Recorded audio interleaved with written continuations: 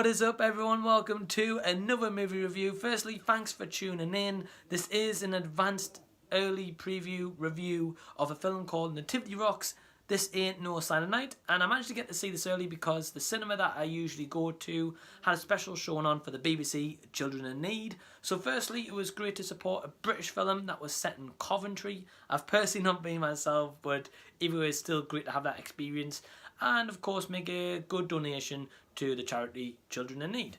Now, in regards to the film, I have not seen the other three Nativity films, but the first one must have had some success at the box office to obviously produce this film series.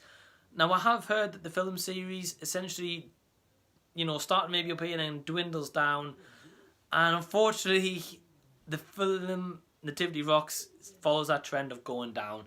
And I'll get to that in a moment. But I will say, not all of this film is terrible. There is some positive aspects, and I'll get into those first. Then go into the negatives, and then obviously give you my overall thoughts. So, let's talk about the positives in this film and what I personally felt could have made this film a lot better and definitely maybe a higher rating for myself and potentially critics for that matter. So, the positive of this film is two actors. Brian Bartle, who plays a character called Doru, and his father, Raman Karimlu, if I've pronounced that right. Their connection in this film definitely made a more of a positive film, and I really wish that they just focused on those two characters. And I generally believe if they did that, it would have definitely given the film more consistency, would have been of a nicer story, especially given like it's a nativity based around Christmas as well, a family film. I definitely think if it focused on those two, built up that relationship more, it would have been a lot better film, if I'm being honest. Don't get me wrong, there is bits in this film where it does test that relationship between those two characters, and the end result is great. Don't get me wrong, I personally like that, and I thought it was a great touch to the film. But it's just the negatives that obviously outweighs that. But again, I'll get to that in a second.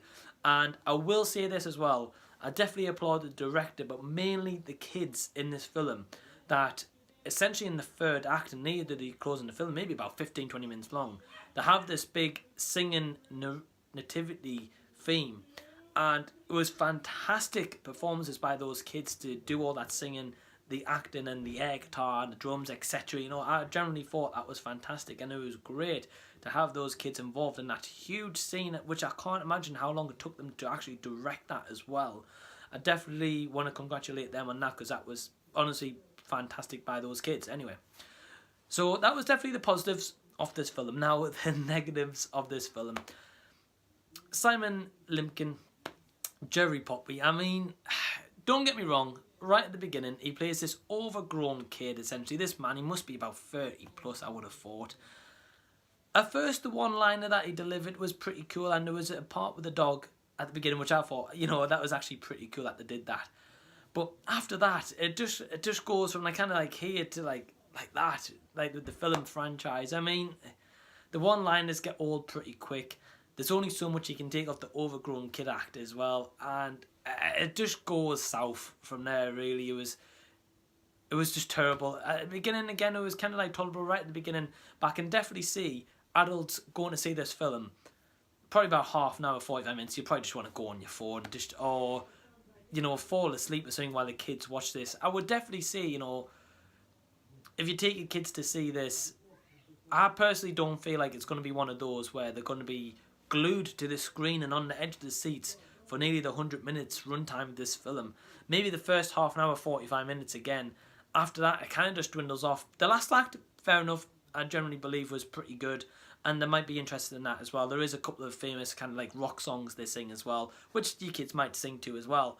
But in regards to that, the rest of the acting isn't really that great. There's some cheesy storylines, and I don't think it glued that well. And I think it took away from that father-son relationship that I generally felt. If they built that up more, this film would have been a lot better and definitely give more meaning to like the nativity story, essentially.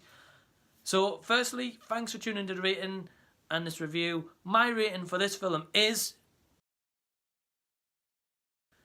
I really wish I could have given this film a better rating, but unfortunately I do think it is going to join the worst film of the year list. It isn't the worst film, don't get me wrong. Again, the first 15 to half an hour, great. The end scene, not too bad, but it's just the bit in the middle that kind of should have glued the film together.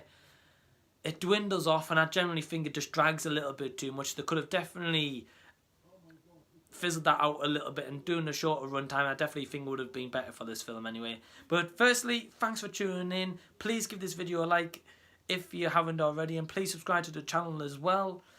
Till next time guys, this has been the Z Review, signing out.